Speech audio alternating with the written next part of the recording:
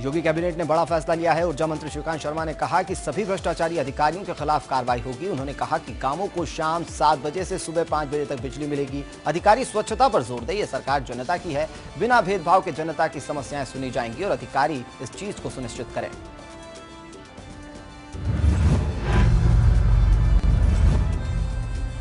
बुंदेलखंड में पानी की किल्लत को दूर करने के लिए योगी सरकार ने कमर कस दी है। सीएम योगी का बुंदेलखंड पर विशेष ध्यान है। ऐसे में योगी सरकार ने 100 दिन का एक्शन प्लान भी बनाया है। सीएम ने आदेश दिया कि आगामी 100 दिन में 190 तालाबों का पुनरुद्धार किया जाएगा। साथ ही 95 चेक डैमों में निर्माण भी किए जाएंगे।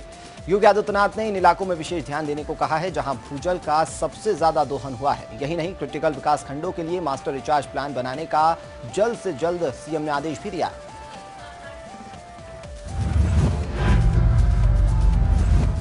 सीएम ने अधिकारियों को आदेश दिए हैं कि इस काम के लिए सामाजिक संस्थाओं और आम नागरिकों का सहयोग लिया जाए। दरअसल गुरुवार को सीएम योगी ने इसके सामने लघु सिंचाई और भूगर्भ जल विभाग ने अपना प्रेजेंटेशन दिया था। इसके बाद सीएम ने ये आदेश जारी किए हैं। इसके अलावा सीएम योगी ने राज्य की सड़कों की बुरी हालत को जल्द से जल्द ठीक करने के भी आदेश दिए हैं। सीएम ने एक बार फिर दोहराया कि सूबे की सड़कों को गड्ढा मुक्त करने की जरूरत है और इसे 15 जून तक कर देना चाहिए।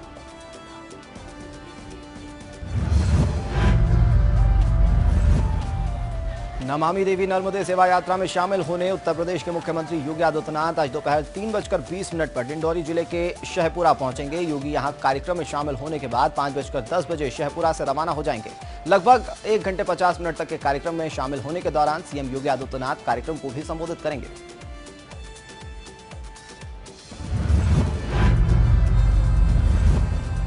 कार्यक्रम में मध्य प्रदेश के मुख्यमंत्री शिवराज सिंह चौहान समेत प्रदेश कैबिनेट के 6 से ज्यादा मंत्री भी मौजूद रहेंगे। रानी दुर्गावती स्टेडियम में 1 लाख से ज्यादा लोगों के पहुंचने की संभावना है।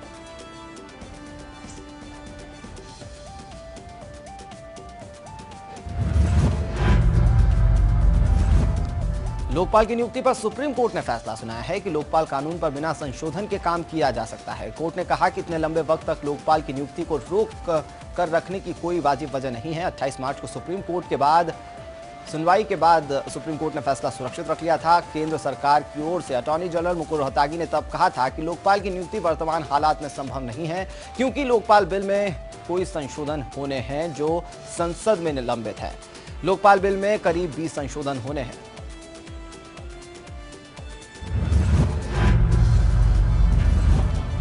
लोकपाल बिल में 2014 में संशोधन प्रस्ताव लाया गया था, लेकिन स्टैंडिंग कमेटी ने फैसला लेने में 1 साल का समय लगा दिया था। सुनवाई के दौरान अटॉर्नी जनरल ने बताया कि लोकपाल की नियुक्ति में सिर्फ नेता प्रतिपक्ष का ही मसला ही रोड़ा नहीं है। संसदीय समिति की रिपोर्ट में भ्रष्टाचार निरोधक संस्थाओं के लिए एकीकृत ढांचे को भी सिफारिश की गई है।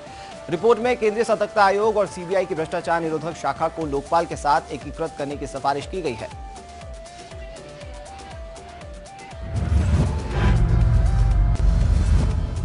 प्रियंका गांधी वाड्रा ने कहा कि उनकी संपत्ति से उनके पति रॉबर्ट वाड्रा या उनकी कंपनी स्काईलाइट हॉस्पिटैलिटी का कोई लेना देना नहीं है। उन्होंने ये जवाब फरीदाबाद में खरीदी गई एक जमीन पर उठे सवालों के बाद दिया है। प्रियंका ने अपने ऊपर लगे इन आरोपों को बेबुनियाद और सियासी साजिश बताया है, जिसमें जमीन के सौदे में उनके पति रॉबर्ट वाड्रा के फाइनेंस करने की बात कही गई है।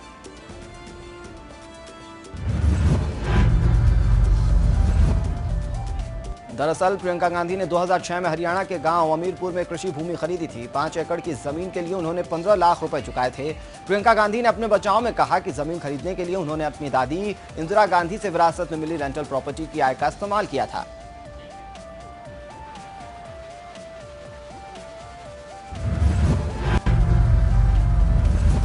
उत्तराखंड हाईकोर्ट ने गुरुवार को ऐतिहासिक फैसला सुनाते हुए देहरादून के विकासनगर विधानसभा क्षेत्र की इलेक्ट्रॉनिक वोटिंग मशीनों को सील करने के आदेश दिए हैं। हाईकोर्ट की एकल पीठ के न्यायाधीश सर्वेश कुमार गुप्ता ने ऐतिहासिक फैसला सुनाते हुए विकासनगर के जुडिशियल मजिस्ट्रेट की मौजूदगी में ईवीएम को सील करने के आदेश दिए हैं। इधर केंद्रीय निर्वाचन आयोग, राज्य निर्वाचन आयोग, जिला निर्वाचन अधिकारी को भी निर्देश दिए गए हैं।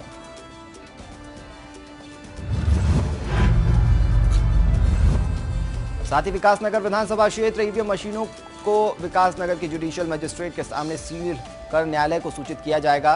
नैनीताल हाईकोर्ट ने इस बारे में भारत सरकार, उत्तराखंड के मुख्य सचिव, विकास नगर विधानसभा क्षेत्र के निर्वाचन अधिकारी को भी इस बारे में नोटिस भेजा है।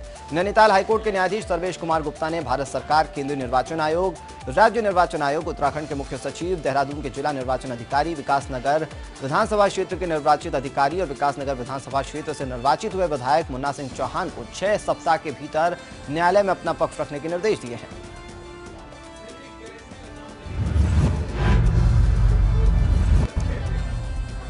वहीं इस पर अब सियासत भी शुरू हो गई है। उत्तराखंड के पूर्व सीएम हरीश रावत ने कहा है कि ये इलेक्शन कमीशन और सरकार की जिम्मेदारी है कि वे लोगों को बताएं कि वे जिसे वोट दे रहे हैं उन्हें ही वोट जा रहा है। वहीं बीजेपी के प्रदेश अध्यक्ष का कहना है कि जब कांग्रेस की सरकार जीतती है तो ईवीएम सही काम करता है, लेकिन जब वे हारती है तो ईवीएम खराब हो जाता है।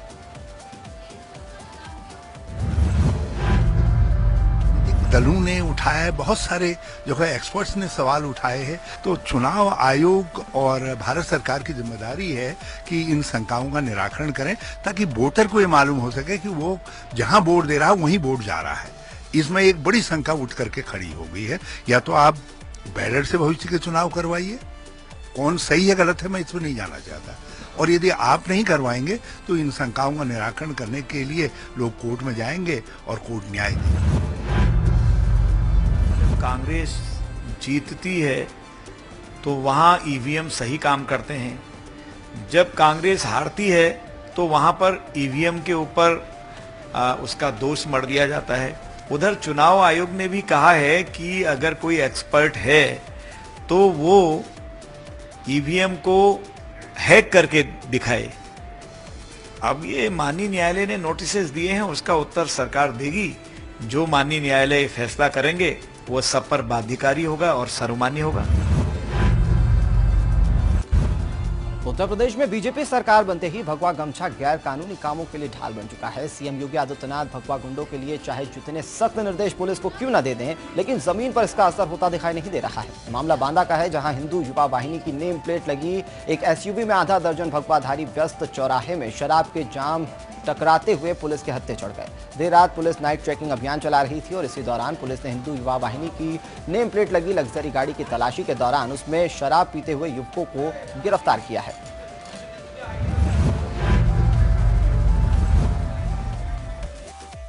उच्च अधिकारियों के और शासन के निर्देश पर फूड पेट्रोलिंग नियमित रूप से की जा रही है। तो आज शहर में फूड पेट्रोलिंग के दौरान एक गाड़ी एक्सयूवी जो यूपी 90-1000 नंबर की थी, उसमें कुछ लोग शराब पीने की अवस्था में पकड़े गए थे। वो गाड़ी पकड़ी गई, उसके कागजात सब सही थे, तो उसको विधिक कार्यवाही करते हुए उसका चालान किया गया और लोगों ने अपनी गलती मानी तो उनको हिदायत देकर छोड़ दिया गया। किस पार्टी की गाड़ी थी?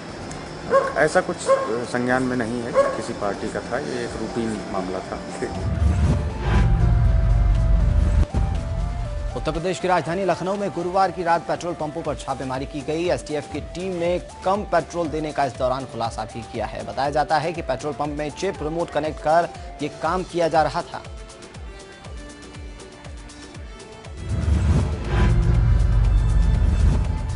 रात में करीब आधा दर्जन पेट्रोल पंपों पर छापेमारी की गई, जहां पेट्रोल पंप इसके जरिए ग्राहकों को 1 लीटर पेट्रोल में 100 ग्राम से 200 ग्राम कम पेट्रोल देता था। चौक केजीएमयू के सामने पेट्रोल पंप पर छापे मारकर कई मशीनें सील की गई।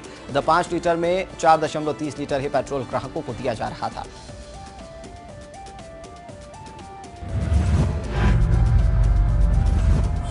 से जांच हो रही है, जांच में निरपेक्ष रूप से जांच की जा रही है, कोई पूरा से घर्षित जांच नहीं हो रही है। जांच में 5 लीटर में 500 ml कम पाया गया। किस तरह की कार्रवाई की जाएगी? इसको पूरे सील, इसको क्या कहते हैं, पूरे पंप को सील किया जाएगा। उत्तर प्रदेश में एक अजीबोगरीब मामला सामने आया। मामला मुरादाबाद का है, जहां शादी में बीफ नहीं परोसने की मांग पूरी ना होने पर लड़के वालों ने शादी ही तोड़ दी। लड़की वालों का आरोप है कि पहले तो लड़के वालों ने दहेज की मांग की, उस मांग को पूरा करने के बाद उन्होंने शादी में बीफ की मांग की, लेकिन लड़की पक्ष इसका इंतजाम नहीं कर पाया तो लड़के वालों ने रिश्ता ही तोड़ दिया। पुलिस ने लड़के वालों के खिलाफ मामला दर्ज कर लिया है। अब लड़की वाले न्याय की गुहार लगा रहे हैं।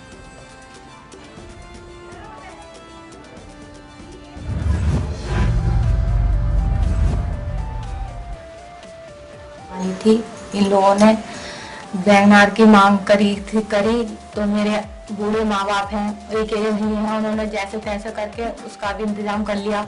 लेकिन फिर इन लोगों ने जिस प्रतिबंध पशु पर रोक लगा दी गई है मोदी जी ने, उसके कोष की भी डिमांड की उन लोगों ने। उसे हम क्या कहाँ से लाएं, वो तो मोदी जी ने बंद कर दिया गया है। बारात लाने को मना कर दी कि हम अगर नहीं करोगे इन सब चीज़ों का इंतजाम तो हम बारात नहीं लेकर आएंगे। उत्तर प्रदेश में 3 तलाक के कई मामले सामने आ रहे हैं। ताज़ा मामला अमरोहा से सामने आया, जहां 3 तलाक का दंश झेल रही महिलाओं में एक नया नाम जुड़ चुका है।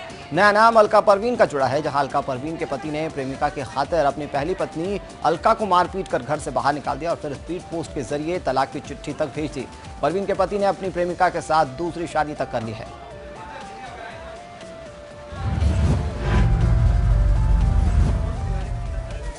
अलका परवीन धनोरा थाना क्षेत्र के गांव चुचेला कला की रहने वाली है। उनकी शादी 8 जून 2014 को बचरायू थाना क्षेत्र के गांव मंसूरपुर निवासी आरिफ अली के साथ हुई थी। जैसे जैसे समय बीतता गया, परिजनों और आरिफ के द्वारा अलका परवीन को प्रताड़ित किया जाने लगा। 2015 में शादी के 14 महीने बाद दहेज की मांग को लेकर मारपीट की गई और यही नहीं, जब मांग पूरी नहीं हुई तो उसे घर से भी बाहर निकाल दिया गया।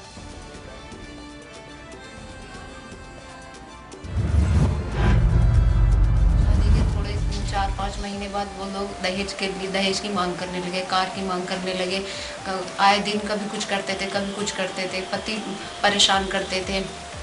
फिर कुछ दिनों बाद ऐसी मैंने घर वालों से भी कोई शिकायत नहीं की। घर पर आके पापा ने कहा कि कोई नहीं, बर्दाश्त कर लो, थोड़े दिनों की बात है, सब ठीक हो जाएगा। फिर आते थे, पापा से कुछ नहीं कहते थे। वहाँ जाने के बाद मुझे मारते थे वो लोग। सास थी वो परेशान करती थी, कभी कुछ करती थी, चोरी का इल्ज़ाम लगाती थी। फिर एक दिन कहने लगे कि अगर तू कार के पैसे या मतलब कैश नहीं लेकर आई तो मैं तुझे जान से मार दूंगा। उन्होंने मेरे ऊपर मिट्टी का तेल छिड़का। मेरे पड़ोसन जो थी उन्होंने मुझे, मेरी चीख पुकार सुनकर उन्होंने मुझे बचाने की कोशिश भी की। फिर उसके बाद उन्होंने मुझे मारपीट के वहाँ से निकाल दिया। मेरे घर वाले जो हैं वो कमज़ोर हो चुके हैं, उनसे काम नहीं हो पाता कुछ भी, और मैं इनकी कैसे गुजर कर सकती हूँ। और भैया क्या कहना है, 60 सीसी का गुजर कर रही है लड़की अपनी। मुकदमा मेरे बस के आगे को चलाना बस की नहीं है। बहुत मुकदमे में मेरा पैसा लग चुका है। तो आप क्या चाहती हो? अब क्या चाहती हो आप सरकार से? अब मैं क्या चाहती हूँ, मैं यूँ चाहती हूँ, हाँ मैं यूँ चाहती हूँ कि कुछ इंसाफ मेरे लिए भी तो होना चाहिए।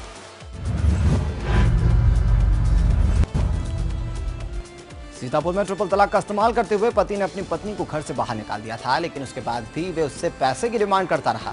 महिला ने जब उसका विरोध किया तो तलाकशुदा पति ने उसे असलहे की बट से इतना मारा कि उसे इलाज के लिए जिला अस्पताल में भर्ती होना पड़ा।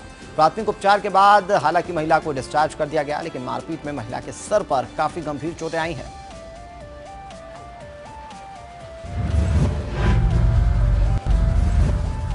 तीन तलाक ने मुस्लिम महिलाओं की जिंदगी को नर्क बनाकर रख दिया है। छोटी से छोटी बात पर पति की तरफ से 3 तलाक दे दिए जाते हैं। ताजा मामला लखीमपुर खीरी का आया है, जहां नई दुल्हन को उसके पति ने तलाक की धमकी दी है। बेटी के बाप पर आरोप है कि उन्होंने बारात की खातिरदारी में बीफ नहीं खिलाया और इसके अलावा दहेज भी नहीं दिया।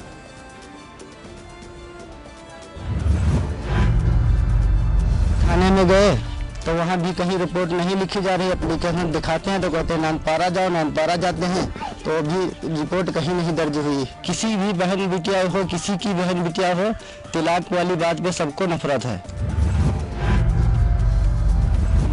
कुछ उनमें आपसी मनमुटाव या कतिपय कारणों से वो लड़की यहाँ वापस आ गई है और इस संबंध में फिलहाल एक प्रार्थना पत्र प्राप्त हुआ है। उसमें हम लोग गहराई से छानबीन कर रहे हैं कि किन वजहों से जो है ये समस्या पैदा हुई है।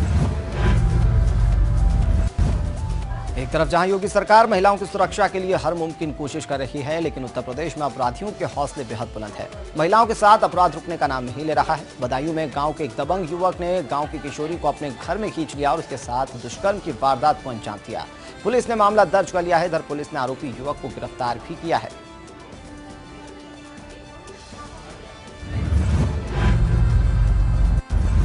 को किस तरह की सूचना है जिससे हमारी फोर्स को और वहाँ से पीड़िता को ले आके मुकदमा कायम करा दिया गया है।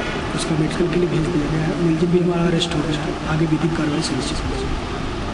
किशोरी अभी तक तो उसका ये नहीं क्लियर हो पा रहा है। मेडिकल कराने के बाद उसका स्पष्ट होगा जो मायने है। मेरठ में मंचलों की पिटाई का वीडियो सामने आया है। रोडवेज बस के यात्रियों ने बाइक सवार युवकों की जमकर धुनाई कर दी। जानकारी के मुताबिक घटना मेरठ थाना के दरौला क्षेत्र के सिवाय टोल प्लाजा की है, जहां मुजफ्फरनगर से मेरठ आ रही रोडवेज बस की किसी महिला यात्री से बाइक सवार मंचलों ने छेड़छाड़ कर दी। इस पर बस यात्रियों का गुस्सा फूट पड़ा और यात्रियों ने बस से उतरकर बाइक सवारों की पिटाई शुरू कर दी।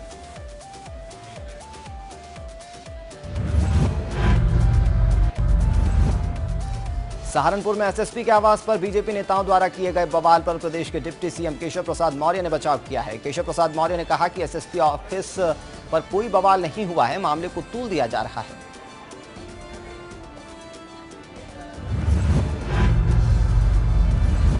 केशव प्रसाद मौर्य ने यह भी कहा कि बीजेपी के स्थानीय नेता बाबा भीमराव अंबेडकर की शोभा यात्रा में पथराव को लेकर एसएसपी से शिकायत करने गए थे और उसके बाद समाज में मैसेज दिया गया कि प्रशासन और नेताओं के बीच कोई बवाल हुआ है। हालांकि इस मामले को सरकार ने संज्ञान में ले लिया है। इस मामले की केशव प्रसाद मौर्य ने सफाई देते हुए यह भी कहा कि प्रदेश में ऐसी कोई बवाल जैसी स्थिति नहीं है।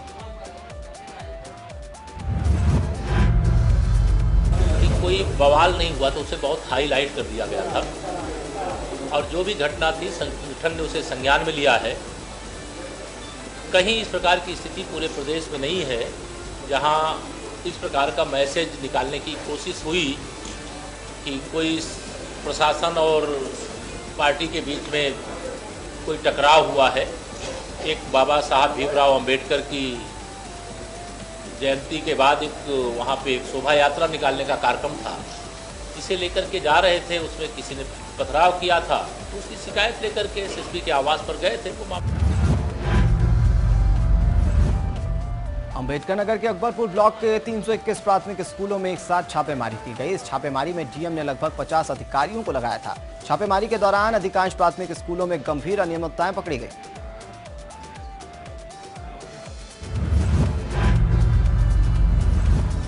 इस कार्रवाई के दौरान प्रधानाचार्य समेत 22 सहायक अध्यापक 7 प्रेरक अनुपस्थित मिले। डीएम ने अनुपस्थित रहे सभी अध्यापकों का 1 दिन का वेतन काटने का आदेश दिया है। इसके साथ ही काम में लापरवाही बरतने के आरोप में एबीएसए को कारण बताओ नोटिस भी जारी किया गया है। इसके अलावा प्राथमिक विद्यालयों में मिड डे मील, शौचालयों और पीने के पानी के मामले में भी गंभीर अनियमितताएं सामने आई हैं।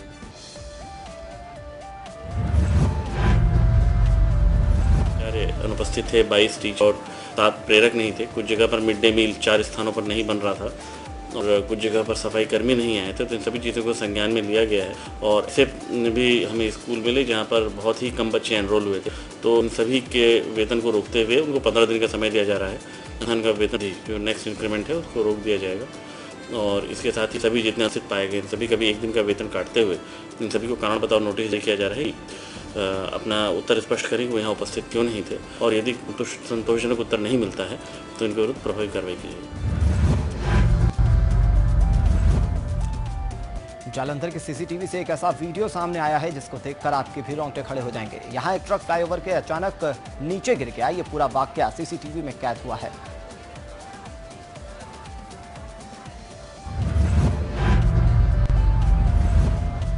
अक्षय तृतीया के पावन मौके पर गंगोत्री और यमुनोत्री धाम के कपाट खुल गए हैं। गंगा और यमुना के मंदिरों में रंग रोगन से भव्य रूप से सजाया गया है। अक्षय तृतीया के पर्व पर गंगोत्री धाम में विशेष पूजा अर्चना होगी। इसके बाद 12:15 पर मंदिर के कपाट श्रद्धालुओं के खोल दिए जाएंगे। इधर यमुनोत्री धाम में इस बार जिला पंचायत ने यमुना मंदिर में रंग रोगन की तैयारियों के अलावा मंदिर समिति और पंचपंडा समिति ने भी कपाट खोलने की तैयारियां पूरी कर रखी है।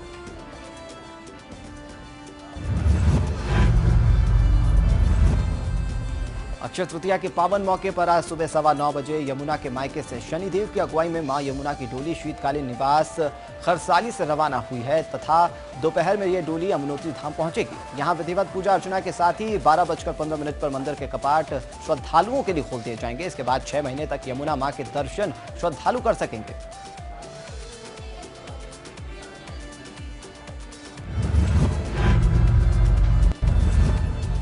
वहीं शीतकाल प्रवास के बाद गंगोत्री धाम के दर्शन के लिए लंबे समय से इंतजार कर रहे श्रद्धालुओं की कामना गंगोत्री मंदिर के आज कपाट खुलते ही पूरी हो जाएगी। इससे पहले गुरुवार को दोपहर 1 बजे महार रेजिमेंट के सजे धजे बैंड एवं पारंपरिक वाद्य यंत्रों और शंख की धुनों के साथ मां गंगा की उत्सव डोली गंगोत्री धाम के लिए रवाना हुई थी। मां गंगा की उत्सव डोली अक्षय तृतीया से 1 दिन पहले ही अपने शीतकालीन प्रवास मुखवा के गंगा मंदिर से गंगोत्री धाम के लिए पैदल यात्रा के साथ रवाना होती है।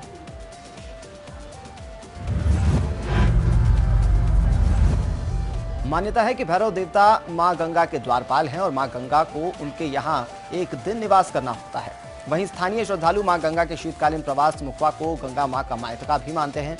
गंगा की उत्सव डोली में श्रद्धालुओं के अलावा तीर्थ पुरोहितों में बड़ा उत्साह देखा गया।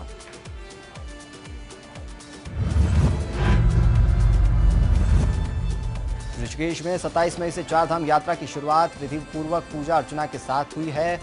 ISBT ऋषिकेश में संयुक्त रोटेशन बस अड्डे से 7 बसों के चारधाम जाने वाली तीर्थयात्रियों को मुख्यमंत्री त्रिवेंद्र सिंह रावत ने हरी झंडी दिखाकर रवाना किया है। इस मौके पर उन्होंने कहा कि चारधाम यात्रियों को बेहतर सुविधाएं मुहैया कराने के लिए प्रदेश सरकार लगातार प्रयत्नशील है।